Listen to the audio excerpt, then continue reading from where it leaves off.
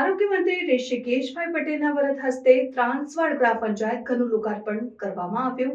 આરોગ્ય મંત્રી શ્રી ઋષિકેશભાઈ પટેલના વરદ હસ્તે વડનગર તાલુકાના ત્રાંસવાડ ગામે મનરેગા યોજના અંતર્ગત ₹17 લાખના ખર્ચે નવનિર્મિત પંચાયત ઘરનું લોકાર્પણ કરવામાં આવ્યું હતું. આ સાથે વિવિધ ગ્રાન્ટના થયેલા ₹97.43 લાખના વિવિધ વિકાસ કામો પણ લોકાર્પણ કરવામાં આવ્યા હતા. માં અંબાજી સંસ્થાન ખાતે યોજાયેલા કાર્યક્રમમાં આરોગ્ય મંત્રી ઋષિકેશભાઈ પટેલે જણાવ્યું હતું કે ગામડાઓમાં શહેરની સુવિધાઓ ઉપલબ્ધ કરવા માટે સરકાર સક્રિય છે. વર્ષ 2027 સુધીમાં ભાગ્યે જ વિકાસનું એવું કામ હશે જે ત્રાંસવાડ ખાતે કરાવું નહીં હોય.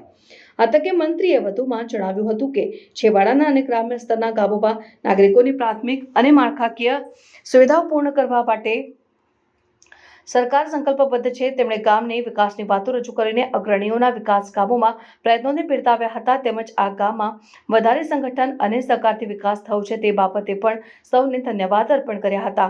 આરોગ્ય મંત્રીએ વધુમાં જણાવ્યું હતું કે મનરેગા યોજના અંતર્ગત ગ્રામ પંચાયતો વિકાસ પામી રહી છે. તેમાં ત્રાંસવાડ ગ્રામ પંચાયત સર્વપ્રથમ છે જેનું લોકાર્પણ કરવામાં આવ્યું છે. આ પ્રસંગે મંત્રીએ મહિલા દિનના અભિનંદન સૌને પાઠવ્યા હતા. તેમજ વિકાસમાં મહિલાઓનું યોગદાન નોંધનીય છે તેમ પણ ઉમેર્યું હતું. પ્રાસંગિક પ્રવચનમાં લોકસભાના સાંસદ હરિભાઈ પટેલે મનરેગા યોજના અંતર્ગત ગ્રામ સચિવાલયનું ગ્રામ પંચાયત બન્યું છે જેમાં સંપૂર્ણ સુવિધાઓ છે તે બાબતને બિરદાવી હતી. મનરેગા યોજના અંતર્ગત 80 ગામો પૈકી પ્રથમ આ ગ્રામ પંચાયતનું લોકાર્પણ આરોગ્ય મંત્રીએ કર્યું છે. એ બાબતે ગ્રામજનોને અભિનંદન પાઠવ્યા હતા. તેમણે આ તકે પંચાયત ઘરમાં સરકારથી આંગળીના ટેરવે વિકાસ કામો થઈ રહ્યા છે તેમજ ગ્રામ પંચાયતોના ખાતામાં સીધી વિકાસ ગ્રાન્ટો જમા થતા વિકાસ કામો ઝડપી અને સમયસર થઈ રહ્યા છે એમ જણાવ્યું હતું.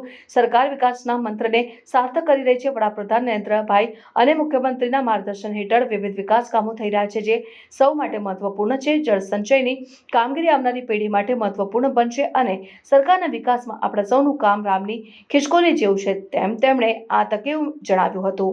તેમણે વધુમાં જણાવ્યું હતું કે ભારત સરકાર દ્વારા દેશમાં જિલ્લા સ્તરોને કેન્સર સેન્ટરો શરૂ કરાશે. KCC અંતર્ગત ખેડૂતો માટે ધિરાણની સહાય ₹3 લાખથી વધારીને ₹5 લાખ બજેટમાં કરવામાં આવી છે એમ પણ તેમણે જણાવ્યું હતું. તેમણે વધુમાં જણાવ્યું હતું કે સૌએ જન ઔષધિ કેન્દ્રોમાંથી દવાઓ લેવી જોઈએ. જેનેરિક દવાઓ લઈને ગુણવત્તાયુક્ત દવા અને સસ્તી દવાઓનો લાભ લેવો જોઈએ. આવનાર સમયમાં શિક્ષણ એ જ ધન અને તાકાત ગણાશે. આથી દરેકે શિક્ષિત બનવું જોઈએ. શિક્ષણ સમાજમાં બદલાવનું મહત્વનું પરિબળ છે.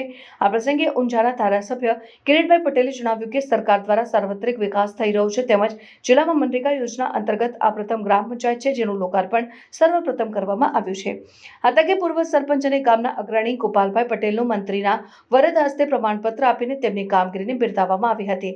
મહિલા દિનના ઉપલક્ષમાં 3 સખી મંડળોને પ્રત્યેકને ₹3 લાખનો ચેક આપીને તેમનું સન્માન કરવામાં આવ્યું. તાલુકા વિકાસ અધિકારી કેતનભાઈ પ્રજાપતિએ તાલુકામાં થયેલા વિવિધ વિકાસના કામોની રજૂઆત કરવા જણાવ્યું અને ધારાસભ્ય, સંસદ સભ્ય, ATVT, વિવેકાધીન નાણાં પંચ, ગ્રામ્ય કક્ષા અને તાલુકા કક્ષા તથા રાષ્ટ્રીય ઉજવણી ગ્રાન્ટ સહિત કુલ ₹97.43 લાખના વિવિધ વિકાસ કામો ત્રાસવાડ ગામમાં કરવામાં આવ્યા છે જે આજે મંત્રી દ્વારા પ્રજાને સમર્પિત કરવામાં આવેલ છે. અને આ પ્રસંગે ગામના અગ્રણી ડોક્ટર ઈશ્વરભાઈ પટેલે પણ પ્રાસંગિક પ્રવચન કરીને ગામ અંગે તેમજ વિકાસ કામો અંગે માહિતી પૂરી પાડી હતી.